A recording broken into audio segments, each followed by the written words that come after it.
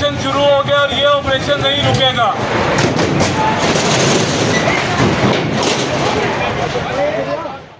मुतवज्जो हो जाए, हम सब पीरा फोर्स की तरफ से आए हैं। आप सबको 7 दिन की वार्निंग दी गई थी। अपने शेल्टर्स 4 फुट से ज़्यादा होने की सूरत में जिनको इसी तरह तोड़ा जाएगा। आप तमाम लोगों से गुजारिश है कि अपने शेल्टर्स को तोड़वा दें। अपने शेल्टर्स सारे के सारे शेल्टर्स को तोड़वा दें। अपना सामान घरों से अंदर रखें, शटर से अंदर रखें। अपने शेल्टर्स को फौरी तौर पर तोड़वा दें। ये ऑपरेशन शुरू हो गया और ये ऑपरेशन नहीं रुकेगा।